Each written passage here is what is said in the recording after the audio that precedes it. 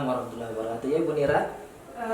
Baiklah Bapak, saya mohon waktunya karena di sini saya ingin sedikit wawancara saya Pak ya dalam pengambilan keputusan, yaitu yang di dalamnya ada 4 paradigma, 3 prinsip dan 9 langkah dalam pengambilan keputusan nantinya. Ya. Nah, jadi ada beberapa pertanyaan yang akan saya tanyakan ke Bapak. Nanti saya ingin mendengarkan apa saja dari dilema etika yang Bapak alami seperti itu Pak. Ya. Karena Bapak selaku kepala sekolah. Yang pertama Pak, selama ini bagaimana Bapak dapat mengidentifikasi kasus-kasus yang merupakan dilema etika ataupun bujukan moral? Baik Ibu Nira ya. Selaku kepala sekolah ataupun pimpinan di sebuah sekolah, tentunya akan banyak terjadi hal-hal yang tidak sesuai dengan hati kita dan akan ada hal-hal yang berbenturan dengan hati kita, di mana kasus kedua tersebut saling bertentangan atau disebut dengan dilema etika, ataupun satunya benar dan satunya salah. Kemudian dalam kasus tersebut antara dilema etika dan bujukan moral ini, tentunya kita harus memetakan bagaimana kasus-kasus tersebut benar-benar terjadi, atau istilahnya kita akan melihat latar belakang kenapa itu bisa terjadi. Kemudian dalam dilema etika ini yang jelas tidak berbenturan dengan tersebut dengan melanggar hukum-hukum yang ada. Kemudian kalau untuk bujukan moral, apabila itu terpenuhi, maka itu bisa dipastikan kasus tersebut lolos sebagai bujukan moral tersebut. Saya kira seperti itu. Iya, ya Pak. Kemudian selama ini Pak ya, bagaimana Bapak menjalankan pengambilan keputusan di sekolah, terutama untuk kasus-kasus di mana ada 2 kepentingan yang sama-sama benar atau sama-sama mengandung nilai kebajikan? Untuk kasus dilema etika ini akan mempertimbangkan kedua hal yang sama benar, membenturkan faktor apa atau pihak mana, apakah kepentingan perorangan ataupun banyak orang, di mana mengandung nilai-nilai kebenaran atau kesetiaan, rasa adil ataupun belas kasih sayang, ataukah berdampak untuk saat ini ataupun untuk seterusnya. Ya, baiklah Pak. Kemudian langkah-langkah atau prosedur seperti apa yang bisa Bapak lakukan selama ini Pak? Jadi kalau langkah-langkah yang akan diambil selama ini adalah mengikuti suara hati dan nalar, harus berjalan memilih kebenaran yang paling kecil, mana yang paling besar, apakah mudarat yang paling besar atau sebaliknya manfaatnya. Misalnya kalau berhubungan dengan peserta didik, tentunya berprinsip pada hasil akhir, berbasis peraturan, berbasis rasa peduli. Kemudian tahap selanjutnya adalah kita melakukan investigasi, memeriksa apakah fakta-fakta atau temuan atau peluang. Setelah itu baru kita ambil sebuah keputusan. Nah, seperti itu Bu. Ya, kemudian Pak, hal apa saja yang selama ini Bapak anggap efektif dalam pengambilan keputusan pada kasus-kasus dilema etika yang Bapak rasakan? Baik, kalau untuk cerita tentang dilema etika, hal yang efektif yang perlu dilakukan itu menyederhanakan pokok permasalahan dan membangun sebuah kebijaksanaan dalam pengambilan sebuah keputusan tersebut. Jadi seperti itu ya Pak ya. Kemudian hal-hal apa saja yang selama ini merupakan tantangan dalam pengambilan keputusan pada kasus-kasus dilema etika Pak? Kemudian dalam hal keputusan yang diambil ini mungkin akan pihak-pihak yang tidak dapat menerima sepenuhnya. Jadi artinya dalam sebuah pengambilan keputusan akan ada yang senang, yang akan senang atau suka dengan keputusan kita, dan tentunya sebaliknya pasti ada juga yang tidak senang dengan hasil keputusan kita. Jadi artinya bahwa untuk tetap istiqomah dalam menjalankan sebuah keputusan yang acuannya sudah disepakati secara bersama. Pak, untuk selanjutnya, apakah Bapak memiliki jadwal tertentu dalam sebuah penyelesaian kasus dilema etika ini? Apakah Bapak langsung menyelesaikan sendiri atau Bapak memiliki sebuah jadwal untuk menyelesaikannya? Bentuk atau prosedur seperti apa yang Bapak lakukan? Baik, kalau cerita tentang jadwal untuk menyelesaikan sebuah kasus, Bu, sebenarnya jadwal tersendiri situ tidak ada. Namun dalam menyelesaikan sebuah kasus itu tentunya kita punya prioritas. Mana yang menjadi prioritas utama untuk menyelesaikan kasus, atau mungkin kasus ini tidak terlalu begitu rumit atau tidak terlalu sulit, bisa ke belakang. Yang jelas dalam penyelesaian sebuah kasus itu terciptanya lingkungan sekolah yang kondusif untuk semua warga yang ada di sekolah, gitu. Iya, bagus sekali ya Pak ya. Kemudian Pak, adakah seseorang atau faktor-faktor apa yang selama ini mempermudah Bapak dalam membantu Bapak dalam pengambilan keputusan dalam kasus-kasus dilema etika? Yang jelas kalau cerita faktor-faktor itu, Bu, tentunya kita harus memiliki komunikasi yang baik, ya. Komunikasi yang baik antar semua warga yang ada di sekolah. Bagaimana cara kita menyikapi orang tersebut, bagaimana kita mengayomi, bagaimana kita mengarahkan, dan itu tidak terlepas dari sebuah emosi yang kita miliki selaku kepala sekolah. Artinya bahwa di sini kita harus memiliki leadership yang cocok, yang pas, sehingga dalam pengambilan keputusan, dalam mengayomi dari semua warga sekolah kita itu bisa berjalan dengan baik. Gitu. Yang terakhir Pak, dari semua hal yang telah disampaikan ini, pembelajaran apa yang dapat Bapak petik dari pengalaman Bapak dalam pengambilan keputusan dilema etika? Baik Bu Nira, dari kegiatan ataupun pelajaran yang bisa dipetik dari dilema etika dan rujukan moral ini, dalam pengambilan keputusan tentunya harus kita mengidentifikasi terlebih dahulu jenis kasus. Harus bisa dilakukan lebih awal dengan melakukan pengujian-pengujian.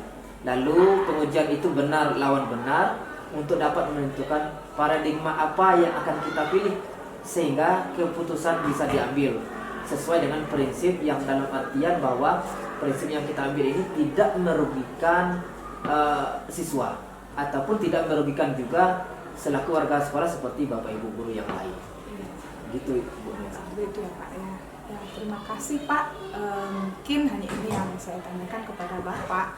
Nah, kemudian saya mohon maaf jika telah mengganggu kesibukan Bapak. Terima kasih atas waktunya Pak. Saya tutup dengan Assalamualaikum warahmatullahi wabarakatuh. Waalaikumsalam ya. Sama-sama Bu Nira ya. Sukses selalu ya Bu Nira ya. Iya Pak, pastinya Pak. Terima kasih atas motivasinya Pak. Iya. Ya.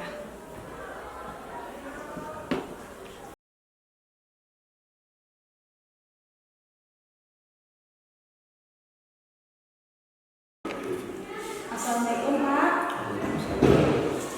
Bolehkah saya wawancara Bapak? Ya. Ya, di sini saya ingin menanyakan tentang suatu analisis atas penerapan proses pengambilan keputusan berdasarkan pengetahuan yang telah dipelajari tentang berbagai paradigma, 4 paradigma, kemudian 3 prinsip dan 9 pengambilan dan pengujian keputusan di sekolah asal masing-masing dan di sekolah ataupun lingkungan lainnya Pak. Nah, mungkin di sini ada 9 pertanyaan yang akan saya berikan kepada Bapak. Nanti saya ingin mendengar jawaban dari Bapak. Saya Pak ya. Yang pertama, selama ini bagaimana Bapak dapat mengidentifikasi kasus-kasus yang merupakan dilema etika atau rujukan moral?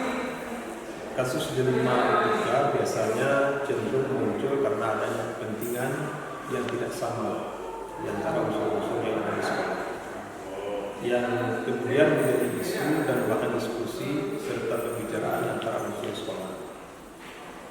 Kemudian hal tersebut menjadi bahan dan referensi untuk dibicarakan di tingkat sekolah atau disampaikan ke kepala sekolah.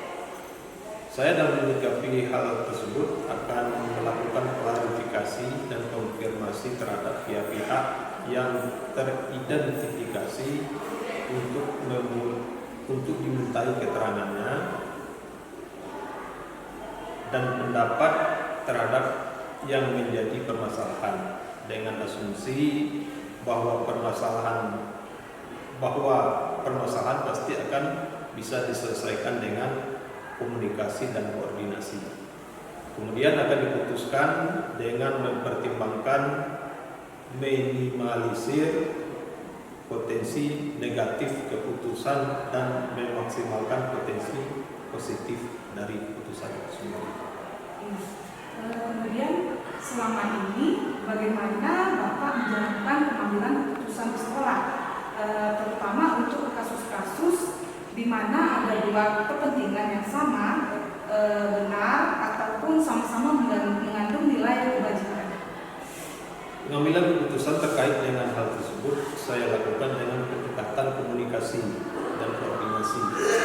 Karena bagaimanapun kepala sekolah itu hanya menentukan dan mengambil keputusan, akan tetapi referensi dan indikator serta pertimbangan-pertimbangan dalam pengambilan keputusan ada pada unsur dalam organisasi, yaitu stakeholder internal jika berkenaan dengan hal-hal yang internal.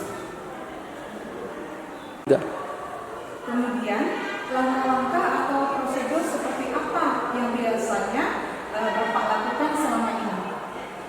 Prosedur yang saya lakukan adalah langkah menentukan kasus tersebut berkesesuaian dengan job atau unit kerja apa. Kemudian melakukan koordinasi dan menjalin komunikasi dengan unsur-unsur yang terkait dalam unit kerja tersebut, meminta pandangan-pandangan dari unsur yang ada yang nantinya akan menjadi dasar dan pertimbangan pengambilan keputusan. Pak. Selanjutnya, hal-hal apa saja yang selama ini Bapak anggap efektif dalam pengambilan keputusan pada kasus-kasus dilema etika? Hal-hal yang efektif dalam pengambilan keputusan adalah senantiasa menjalin dan menjaga keberpihakan melalui kebersamaan dan komunikasi dengan unsur pimpinan, terutama yang dapat memperkaya referensi kita dalam memutuskan kasus dilema etika. Kemudian hal-hal apa saja yang selama ini merupakan tantangan dalam pengambilan keputusan pada kasus-kasus dilema etika? Tantangannya ada pada tataran menyesuaikan diri terhadap keputusan yang sudah diambil, yang tidak mungkin bisa memuaskan kedua belah pihak, akan tetapi paling tidak minimalisir kekecewaan karena proses pengambilan keputusan yang sudah dan dilakukan dengan melibatkan unsur-unsur yang relevan yang ada di sekolah. Kemudian langkah-langkah atau prosedur seperti apa yang biasanya Bapak lakukan selama ini?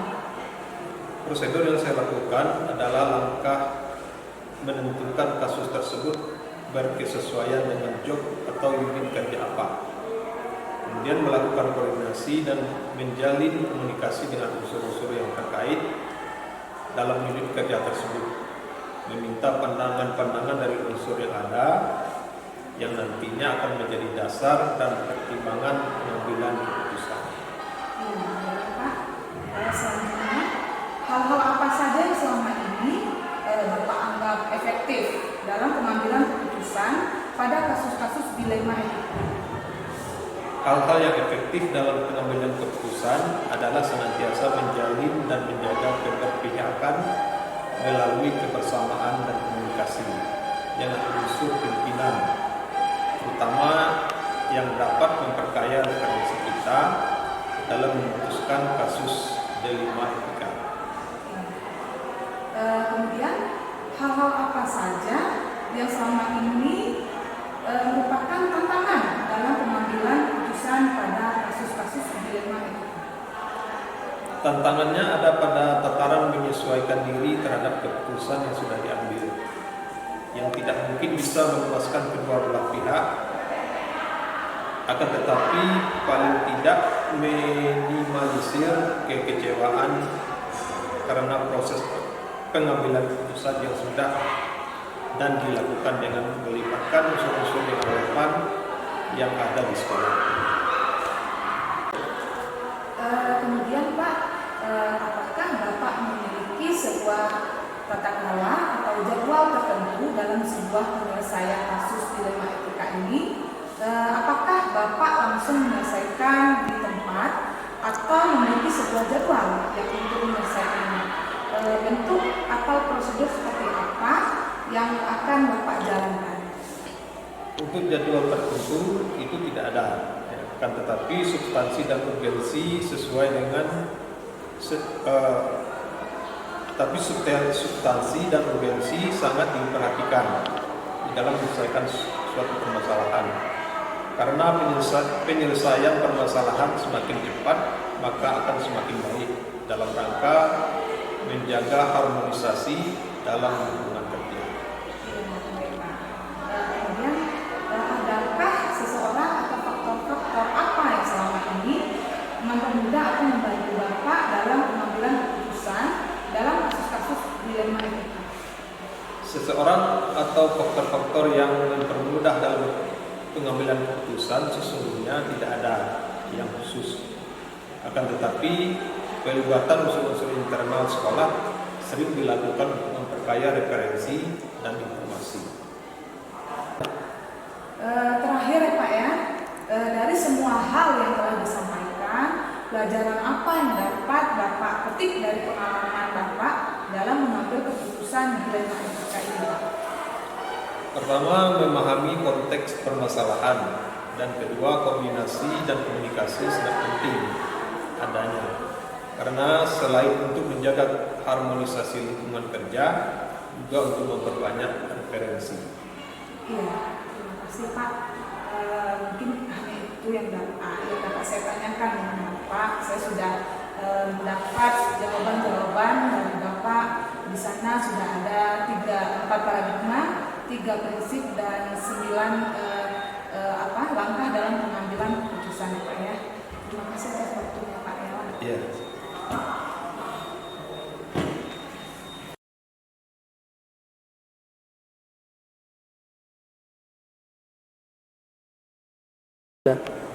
Assalamualaikum warahmatullahi wabarakatuh.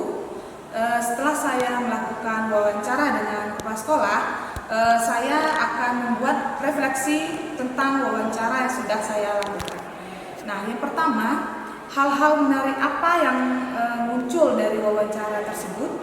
Pertanyaan-pertanyaan mengganjal apa yang masih ada dari hasil wawancara bila dibandingkan dengan hal-hal yang dapat dipelajari seperti 4 paradigma, 3 prinsip, dan 9 langkah pengujian.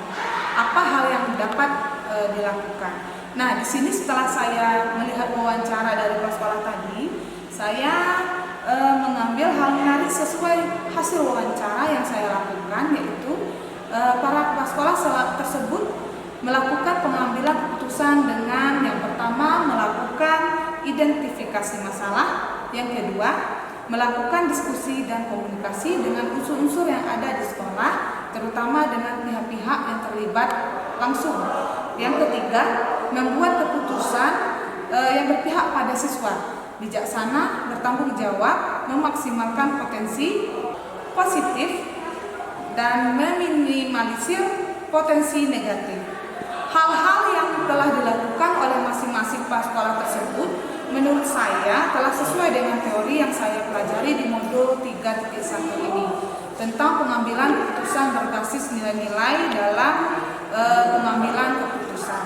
Nah, namun tidak semua langkah dilakukan secara turut dan ada langkah yang tidak dilakukan seperti pengujian benar atau salah maupun investigasi opsi trilema. Kemudian bagaimana hasil wawancara antara 2-3 pimpinan yang saya wawancarai? Adakah sebuah persamaan atau perbedaan? Kira-kira ada yang menonjol dari salah satu pimpinan tersebut? Mengapa? Apa yang membedakan? Nah, menurut saya berdasarkan hasil wawancara ada beberapa persamaan di sini. Yang pertama itu melakukan identifikasi masalah, mengumpulkan fakta-fakta, kemudian melakukan diskusi dan komunikasi dengan berbagai pihak, terutama yang terlibat dalam masalah. Perbedaan dari kedua kepala sekolah dalam pengambilan keputusan yaitu kepala sekolah pertama sudah melakukan hampir semua 9 langkah dalam pengambilan keputusan, membuat keputusan yang berpusat kepada siswa dan bertanggung jawab. Kemudian kepala sekolah kedua lebih mengedepankan diskusi, komunikasi dan koordinasi dengan unsur-unsur sekolah dan pihak-pihak yang terlibat dalam masalah. Menurut saya yang lebih menonjol dalam membuat keputusan sesuai dengan langkah-langkah pengambilan keputusan dalam teori di modul 3.1 ini, yaitu kepala sekolah yang pertama. Kemudian, apa rencana ke depan para pimpinan dalam menjalani pengambilan keputusan yang mengandung unsur dilema etika ini? Bagaimana mereka bisa mengukur efektivitas pengambilan keputusan mereka? Menurut saya, rencana ke depannya para pimpinan tersebut jika menghadapi permasalahan dilema etika. Pertanyaan kemudian, apa rencana ke depan para pimpinan dalam menjalani pengambilan keputusan yang mengandung unsur dilema etika ini? Bagaimana mereka bisa mengukur efektivitas pengambilan keputusan yang mereka lakukan? Menurut saya, rencana kedepannya para pimpinan tersebut jika menghadapi permasalahan dilema etika ataupun rujukan moral akan melakukan tahapan-tahapan pengambilan keputusan sesuai dengan 4 paradigma, 3 prinsip, dan 9 langkah pengambilan dan pengujian keputusan dengan lebih lengkap termasuk pengujian dan investigasi opsi trilema. Cara mengukur efektivitas pengambilan keputusan adalah dengan melakukan pengujian benar atau salah, melakukan refleksi atas keputusan yang telah dibuat, serta meminta saran dan masukan dari pihak lain yang terkait dalam pengambilan keputusan tersebut. Kemudian, bagaimana saya sendiri akan menerapkan pengambilan keputusan dilema etika ini pada lingkungan saya, pada murid-murid saya, dan pada kolega guru-guru saya yang lain. Kapan saya akan menerapkannya? Saya akan menerapkan 9 langkah pengambilan keputusan dalam setiap permasalahan dilema etika, baik berhadapan dengan masalah murid maupun ketika ada kolega guru yang menemui masalah dilema etika. Saya akan menawarkan mereka untuk mengambil keputusan sesuai dengan 9 langkah pengambilan dan keputusan yang telah saya pelajari sebelumnya. Nah, mungkin itu refleksi wawancara dari saya. Saya CGP Angkatan 8 dari Kabupaten Kerinci, sekolah asal SMK Negeri 1 Kerinci. Salam guru penggerak.